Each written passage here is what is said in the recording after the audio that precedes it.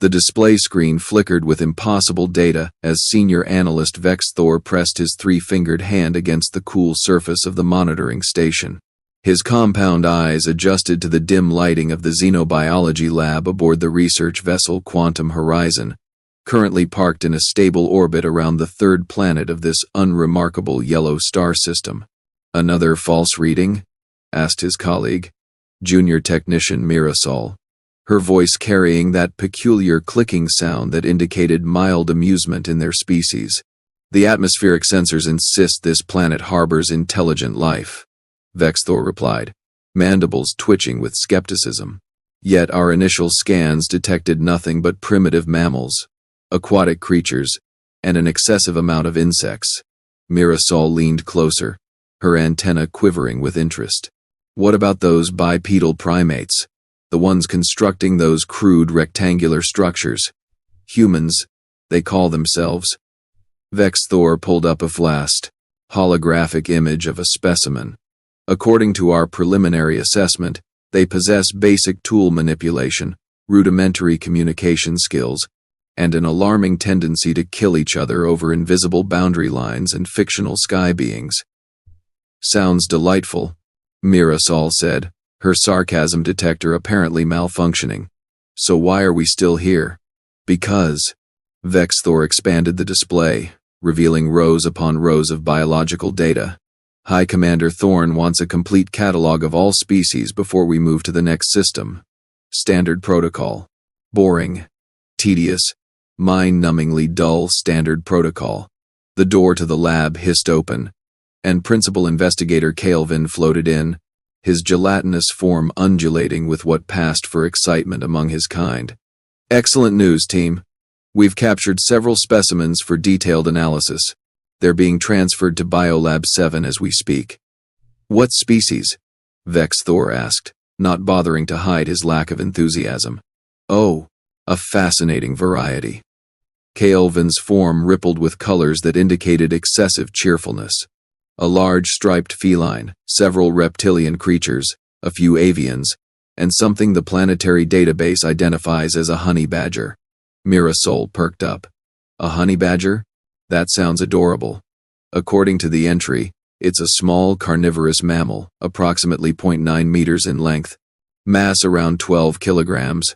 Kaelvin projected the data onto the main screen. "Threat level assessment indicates minimal danger." The bioscanner classified it as non-combative, low intelligence, primarily concerned with consuming insects and small prey. Vex Thor squinted at the image. The creature looked rather unimpressive.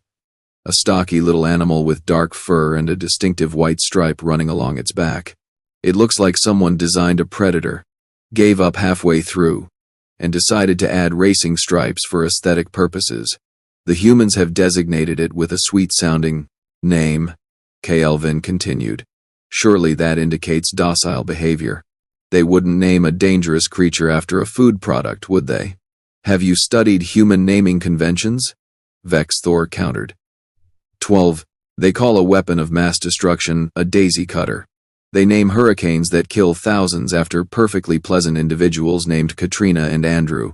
Their logic defies all rational analysis. Nevertheless, Kaelvin's form solidified slightly, indicating his decision was final. "The specimen has been cleared for study. Dr. Zell 9 will be conducting the initial examination in 30 standard minutes. I expect full reports from both of you by end of cycle." After Kaelvin departed, Mirasol turned to Vex Thor with an expression that suggested she was suppressing multiple eye rolls. "A honey badger.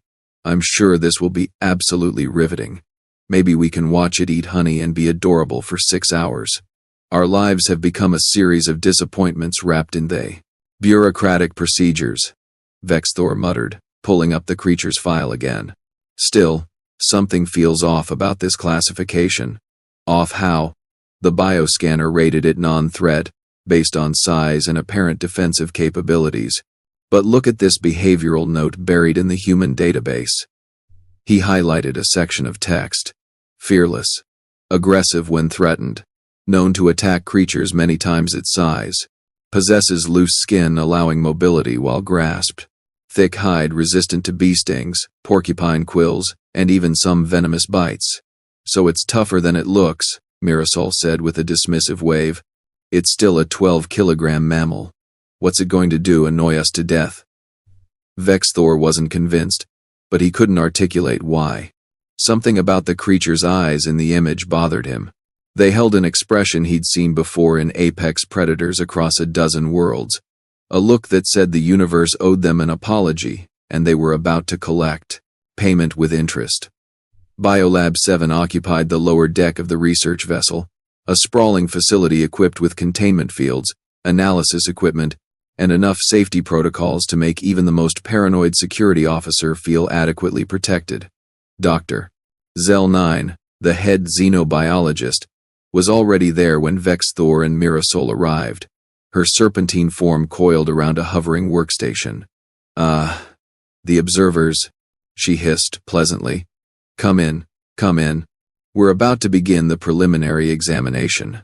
The lab contained several transparent containment units, each housing a different specimen from Earth. The large striped feline paced nervously in the corner, its tail lashing. Several reptiles lay motionless under heat lamps. The birds huddled together, occasionally releasing distressed chirps. And there, in the smallest containment unit, sat the honey badger. It wasn't doing anything particularly threatening. In fact, it appeared to be grooming itself, occasionally, glancing up at its surroundings with what seemed like mild curiosity. If anything, it looked rather bored. See? Mirasol whispered. Completely harmless. Vexthor replied, unconvinced. Dr. Zell 9 activated her instruments, scanning the creature from multiple angles. Fascinating skeletal structure, quite dense for its size. Musculature far more developed than initial scans suggested. Oh my, look at those claws. Approximately 4 centimeters long, curved, designed for digging and… She paused, her hood flaring slightly in alarm. These could easily tear through soft tissue. Multiple layers of soft tissue, very quickly. But it's still contained, Mirasol pointed out. The field generators are rated for creatures 10 times its mass. Of course, Dr. Zell 9 agreed, though her tone suggested less certainty than her words. Now, let's test its cognitive abilities. Computer, activate puzzle sequence alpha. A mechanical arm extended into the containment unit, presenting a simple puzzle box containing a food reward. The honey badger looked at it, looked at the arm, looked back at the puzzle, and then with absolutely no hesitation whatsoever, completely ignored the puzzle and bit the mechanical arm. Hard. Sparks flew. The arm retracted rapidly, trailing smoke. Alarms began to chirp. Well, Dr. Zell 9 said faintly, that was unexpected. The honey badger, having dispatched the offending arm, returned to grooming itself as if nothing had happened. But Vexthor noticed something the others missed. The creature's eyes were now tracking everything in the lab with intense focus, assessing, calculating, planning. I think we should increase the containment field strength, Vexthor suggested carefully. Nonsense, Dr. Zell 9 replied, though she was furiously working her instruments. The field is more than adequate.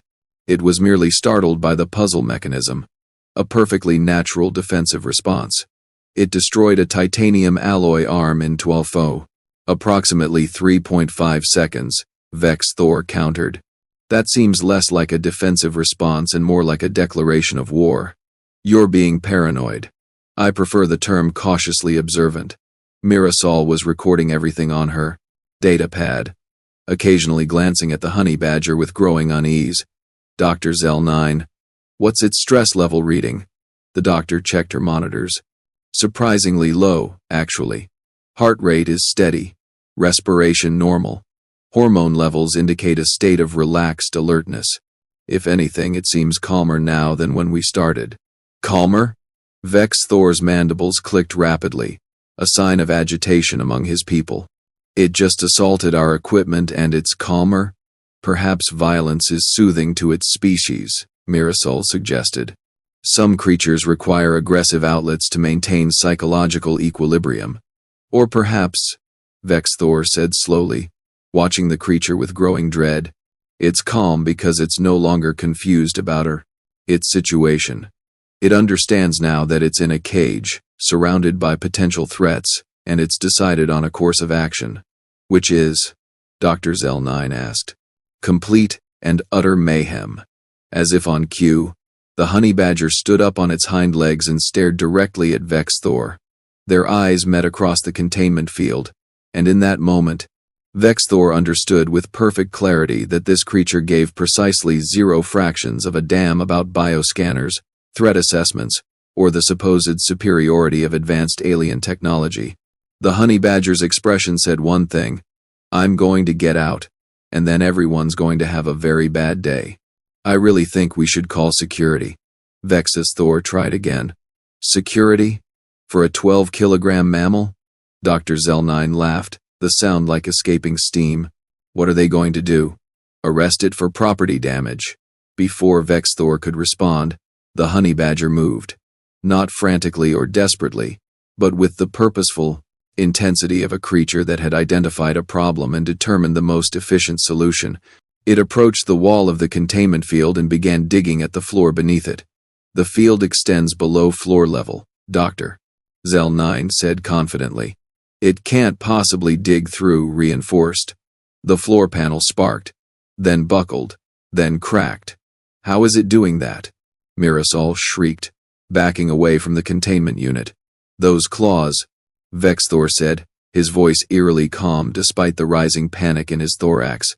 4-centimeter claws designed for digging through Earth's surface, which, if I recall correctly from the planetary data, includes materials far harder than our decorative flooring composite. But the structural integrity sensors should have. Dr.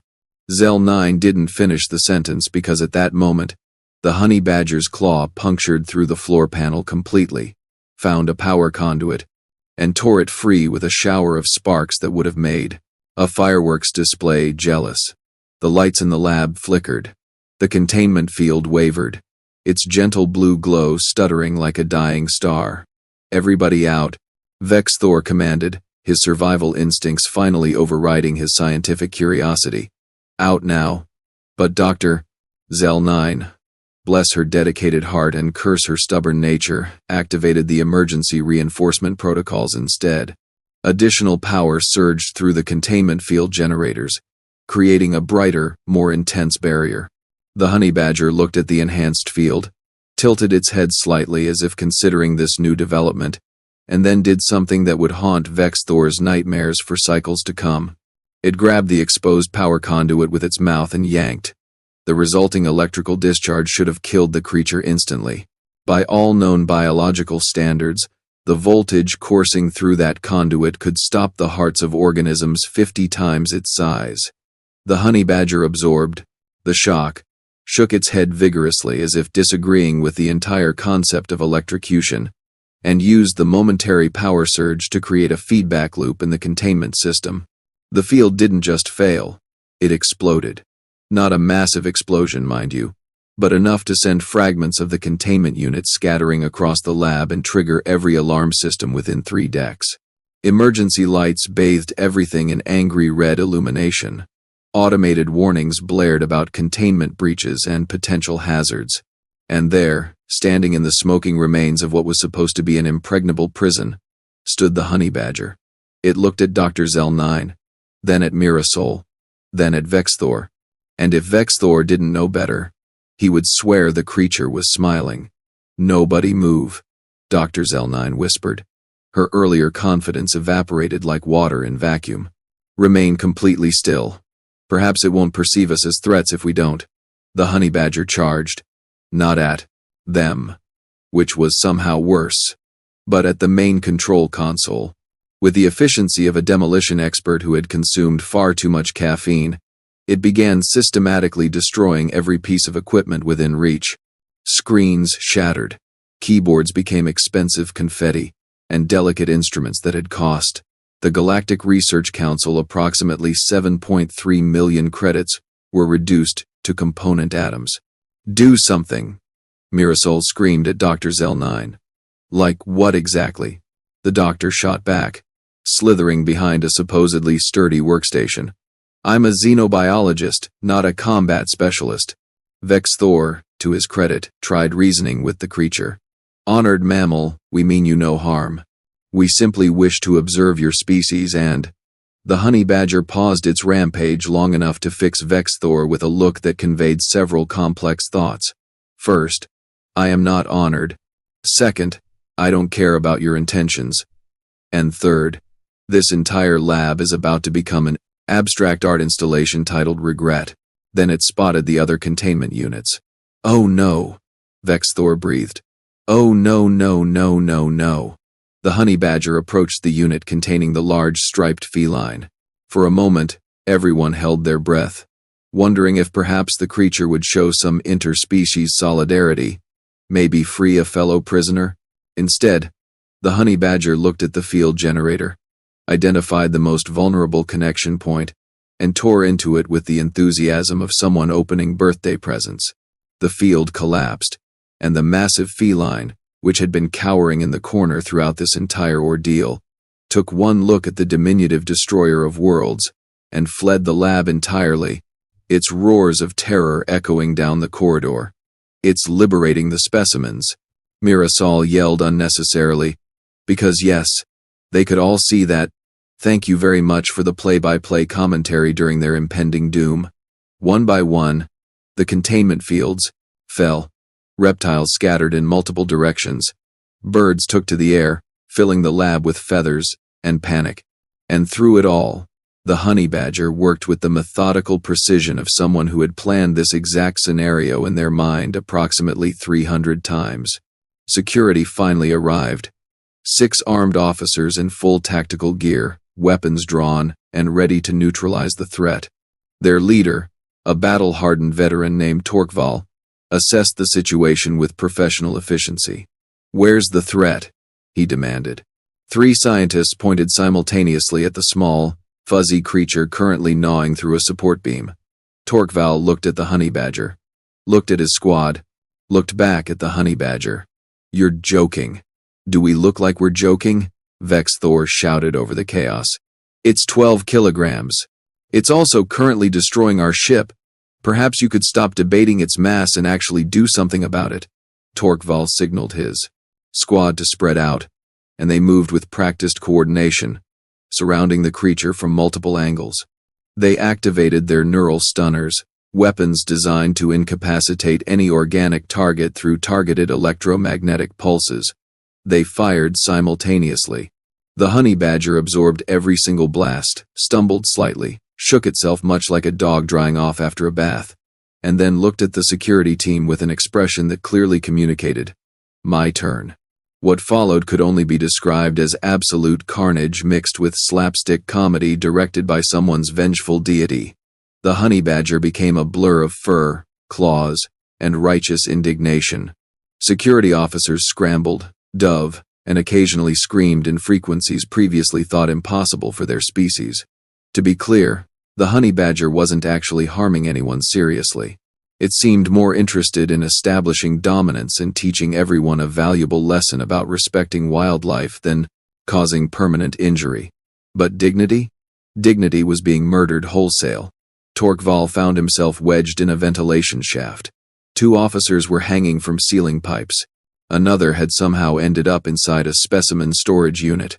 And through it all, the honey badger continued its rampage, occasionally pausing to make absolutely certain everyone understood who was currently in charge of Biolab 7. Vex Thor, watching from the relative safety of the corridor, updated his threat assessment of Earth species in real time. The humans weren't the apex predators of that planet, not really. They just happened to be the only species that had figured out how to avoid directly confronting nature's true champions. "Computer," he said quietly into his comm unit, "update the database entry for Mellivora capensis." The AI's calm voice responded, "Please specify changes to entry. Threat level: maximum.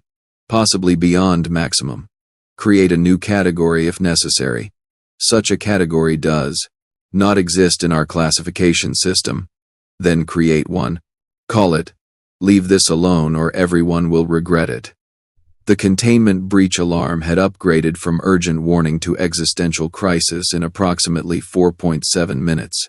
Captain Rendala, commander of the Quantum Horizon, stormed into what remained of Biolab 7, with the kind of fury that suggested someone's career was about to become a cautionary tale told at Academy lectures. She was a Valtorian, standing nearly 3 meters tall, with armored plating that had survived conflicts across 9 sectors. Her species had evolved on a death world where everything poisonous tried to eat everything else, and she had personally negotiated peace treaties with warrior cultures that made humans look like pacifists. She took one look at the chaos, the sparking equipment, the traumatized security team, and the small furry creature currently attempting to dismantle a load-bearing wall, and her facial chromatophores shifted through several colors that indicated confusion, disbelief, and the dawning realization that her insurance premiums were about to skyrocket. "Somebody," she said with dangerous calm, "explain to me why my research vessel is being torn apart by something that weighs less than my breakfast."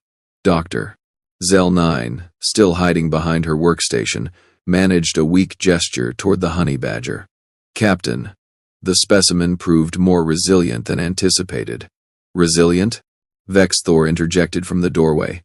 "Captain, that thing has survived electrocution, neural stunners, and the collective incompetence of our entire department. Resilient doesn't begin to cover it. We need to evacuate this section and seal it off before—" The honey badger, perhaps sensing the presence of someone new to terrorize, stopped its demolition work and focused its attention on Captain Rendala. The two locked eyes in a moment of interspecies understanding that transcended language, culture, and several billion years of evolutionary divergence. The honey badger's expression said, "You look important, which means you're my next project." The captain's expression said, "I have fought star pirates, negotiated with hive minds, and once survived 3 days in a malfunctioning escape pod.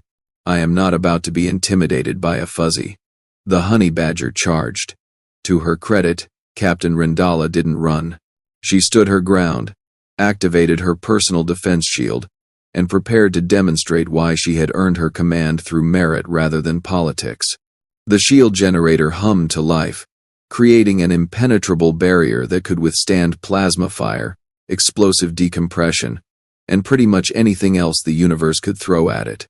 The honey badger hit the shield at full speed, bounced off, landed on its feet, and immediately tried again, and again, and again. Each impact created a small flash of blue light as the shield absorbed kinetic energy and dispersed it harmlessly. "See, Captain?" Rendala said with grim satisfaction. "Military-grade equipment, not this scientific nonsense. The creature can't possibly—" The honey badger stopped ramming the shield and instead began digging around it. Within seconds, it had created a small tunnel under the barrier's effective radius and emerged on the other side, directly between the captain and her escape route. They stared at each other. "That's not possible," the captain said flatly. "The shield extends 0.6 meters below floor level. It dug 0.7 meters, Vexthor observed helpfully. "Apparently, it can do basic spatial mathematics." The honey badger tilted its head, as if considering its next move. Then, instead of attacking, it simply walked past the captain, exited the lab, and disappeared down the corridor. For several heartbeats, nobody moved. The silence was broken only by sparking equipment and the distant sounds of the large felines still running through the ship, probably questioning every life decision that had led to this moment. "Where's it going?" Mirasol whispered, voicing everyone's concern. "Nowhere good," Vexthor replied, already pulling up the ship's internal sensors on his portable display. "Computer, track the biological signature matching the escaped specimen. Current location: specimen has entered Junction Corridor 12. Trajectory suggests movement toward primary systems deck." Captain Rendala's chromatophores went pale. "That's where environmental controls are located. If it damages those systems, we'll have maybe 10 minutes of breathable atmosphere before emergency protocols evacuate this entire section." "Should we pursue?" asked Torquval, who had finally extracted himself from the ventilation shaft and looked like someone who had recently discovered new levels of personal humiliation. With what exactly? The captain snapped. Your neural stunners that work so effectively? Perhaps we should try asking it nicely to stop? Actually, Vex Thor said slowly, scrolling through data on his device, I have an idea. It's completely ridiculous, possibly brilliant, and absolutely our last option. Everyone turned to look at him. The human database entry mentioned that despite its aggressive nature, the honey badger is primarily motivated by two things: food and self-preservation. We've tried fighting it, which it interpreted as a challenge. We've tried containing it, which it viewed as an insult. What if we tried negotiating? Negotiating? Doctor.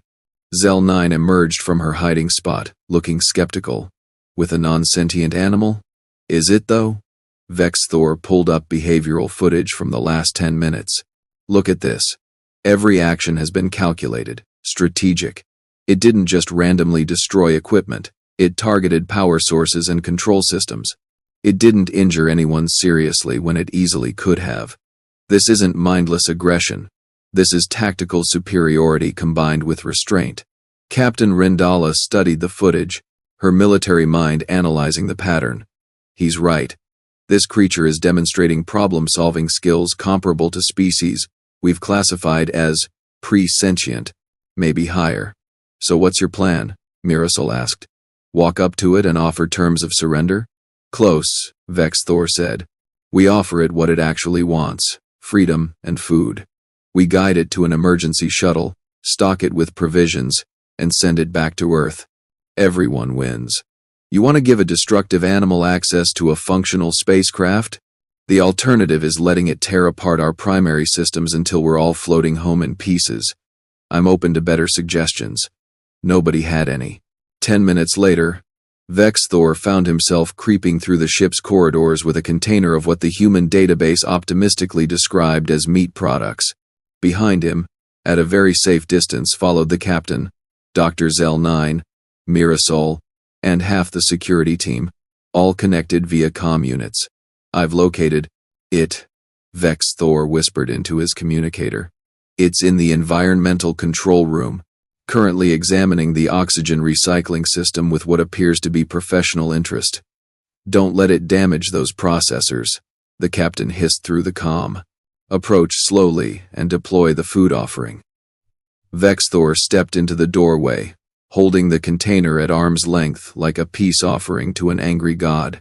The honey badger looked up from its inspection of potentially vital systems, sniffed the air, and fixed him with an evaluating stare. Hello again, Vex Thor said, feeling absolutely ridiculous. I believe we got off to a bad start. You were captured against your will, subjected to examination, and generally treated poorly. That was wrong.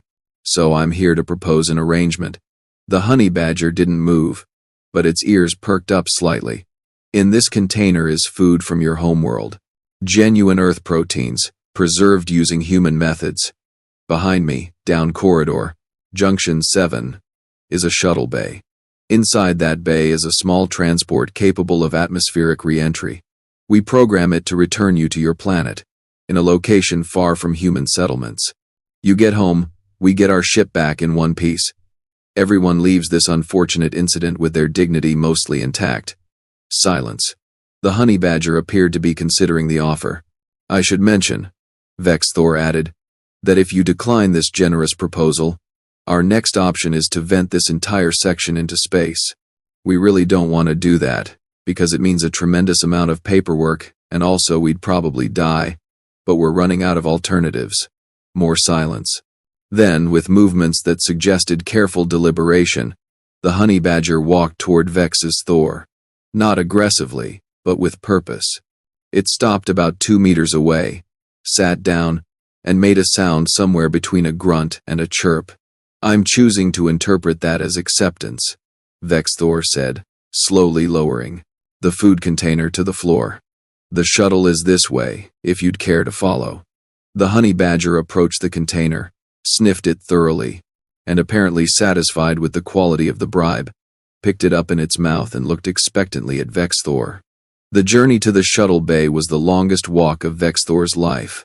Behind him, a creature that had single-handedly defeated their security, destroyed 500,000 credits worth of equipment, and generally made everyone question their career choices, trotted along peacefully, occasionally stopping to examine interesting bits of ship architecture.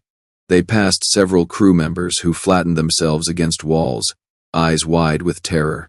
Someone from engineering crossed themselves with a gesture Vexthor didn't recognize, but understood represented either prayer or resignation. Finally, they reached Shuttle Bay 3. Vexthor had the computer prepare a small transport vessel, programming it with coordinates that would deposit the honey badger in a remote African wilderness, far from urban centers or research stations. "Your chariot awaits," Vexthor said, gesturing to the open shuttle hatch. "Autopilot is engaged, supplies are loaded, and you'll be home in approximately 6 standard hours. Please consider this a formal apology from the Galactic Research Council for the inconvenience." The honey badger dropped the now empty food container, walked to the shuttle, and paused at the entrance. It turned back to look at Vexthor one final time, and in that moment, Vexthor swore he saw something like respect in those dark eyes, or possibly a promise to return someday and finish what it started. Then, it boarded the shuttle.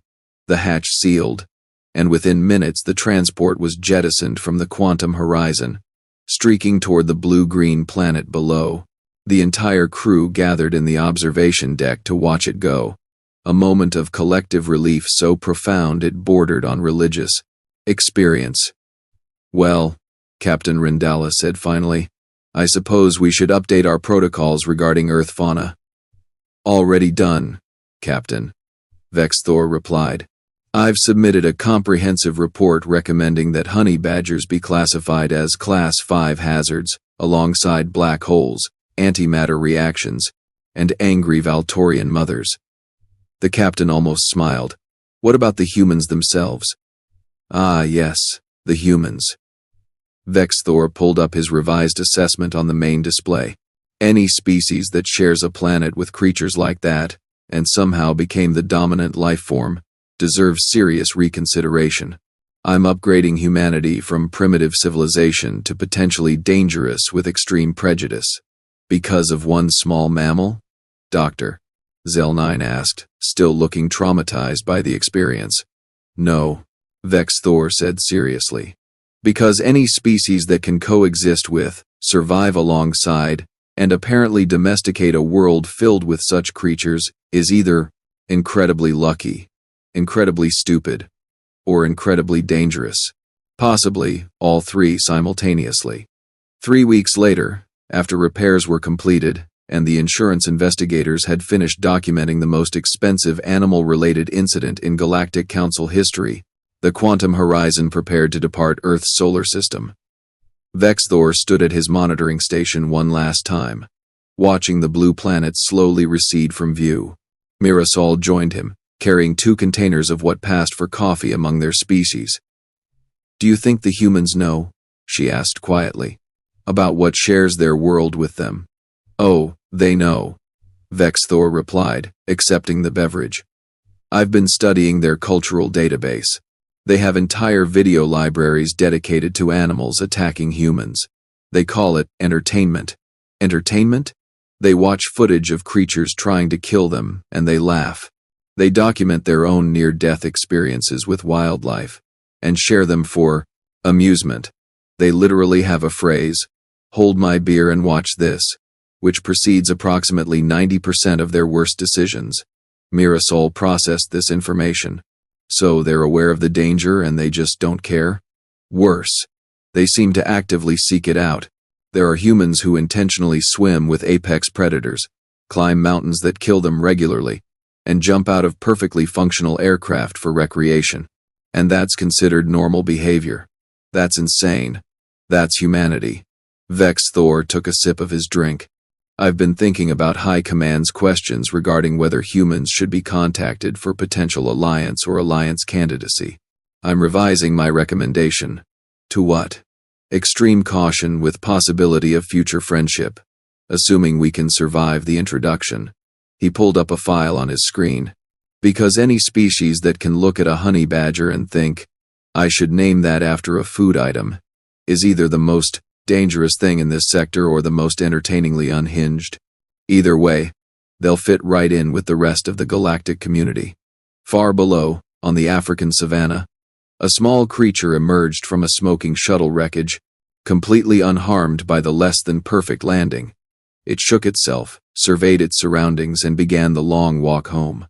Behind it, scattered across the grassland, were pieces of alien technology that would confuse human archaeologists for generations.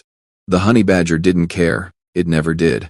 Somewhere, in a research facility studying radio transmissions from space, a human named Marcus Webb sat bolt upright at his console. He'd just detected something impossible.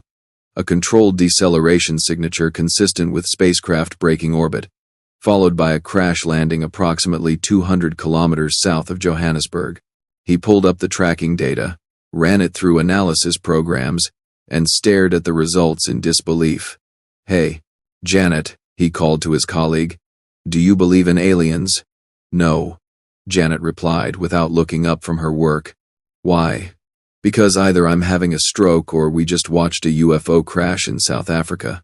Janet finally looked at his screen, then at him, then back at the screen. Call it in. This is either first contact or someone's expensive satellite just became expensive debris. Neither of them noticed the small notation at the bottom of the tracking report. An automated wildlife camera had activated near the crash site, capturing footage of something small and furry walking away from the wreckage. The footage was automatically uploaded to a nature preservation database, where it would be discovered 6 months later by a zoologist who would stare at it for 3 hours straight, before finally deciding that some mysteries were better left unsolved. Back on the quantum horizon, now safely beyond the asteroid belt and accelerating toward their next destination, Captain Rindala called a senior staff meeting. The mood was considerably lighter than it had been in weeks, probably because nobody was currently being menaced by wildlife. Before we discuss our next assignment, the captain began, I want to address what happened with the Earth specimens. Specifically, the lessons learned. Dr. Zell-9 shifted uncomfortably. Captain, I take full responsibility for the containment failure. The protocols were inadequate. And the protocols were fine, the captain interrupted. For 99% of species in the known galaxy. What we encountered was a statistical anomaly, a creature that evolution designed specifically to offend our sense of natural order. No one could have predicted it. With respect, Captain, Vexthor spoke up. I did predict it. Or at least suspected it. We ignored warning signs because they seemed improbable. Which brings me to my point. Captain Rindala activated a holographic display showing Earth rotating slowly in space.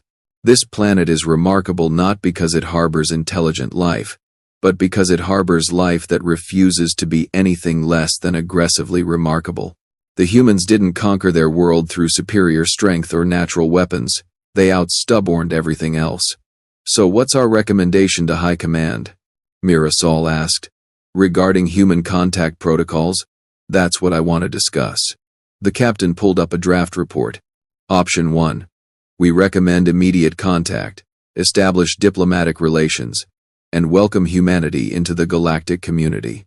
Everyone considered this. Option 2. We classify Earth as a developing civilization, maintain observation protocols, and revisit in 500 cycles after they've had more time to mature. More consideration. Option 3. Vexthor said slowly. We do absolutely nothing. Delete all records of this visit, and let the humans figure out space travel on their own, at which point they become someone else's problem. The room fell silent as everyone contemplated the wisdom of Option 3. It's tempting, the captain admitted, but ultimately, cowardly. If humans are going to join galactic civilization, better they do it with guidance than show up one day flying ships held together with optimism and duct tape. What's duct tape? Asked Dr. Zell-9. Human multipurpose adhesive, Vexthor explained. According to their cultural database, it fixes everything from minor repairs to major structural damage. They have a saying, If it moves and shouldn't, use duct tape. If it doesn't move and should, use WD-40. What's WD-40? Another human miracle substance. I'm beginning to think their entire civilization is held together by products they invented by accident. Captain Rindala made her decision. We recommend monitored observation with scheduled contact in 50 cycles. That gives them time to develop interplanetary capability, while we develop better protocols for dealing with species that think danger is a suggestion rather than a warning. Agreed, said Dr. Zell-9. Seconded, added Mirasol.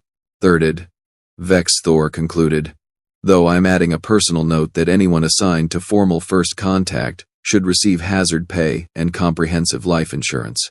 As the meeting adjourned and crew members returned to their duties, Vex Thor lingered at the observation port, watching the stars stream past as they jumped to faster-than-light travel. Somewhere back there, on that little blue planet, billions of humans were going about their lives completely unaware that they'd been visited, evaluated, and found to be simultaneously fascinating and terrifying by advanced alien intelligence. They were probably arguing about sports, politics, or whether pineapple belonged on pizza, and somewhere on that same planet, a honey badger was doing honey badger things, completely unconcerned with aliens, spaceships, or the fact that it had single-handedly changed humanity's first impression on the galactic stage. Vex Thor raised his beverage container in a small salute to the distant planet. To Earth, he said quietly, may we meet again under better circumstances, and may your planet's many horrors stay safely confined to your atmosphere. But mostly that second thing. He drank his coffee-adjacent beverage and returned to his station, ready to catalog the next system, the next world, the next set of species that would hopefully, mercifully, be far less exciting than what they'd just survived. Behind him, unnoticed, a small alert blinked on the communications panel. It was a message from the automated shuttle they'd sent back to Earth, transmitted just before atmospheric entry destroyed its communications array. The message was brief. Secondary life form detected on board. Classification unknown. Estimated mass, 0.3 kilograms. Species, unclear. Behavior, has consumed all available food stores and is attempting to access navigation controls. The message went unread, automatically archived in a database that nobody would check for another 6 months.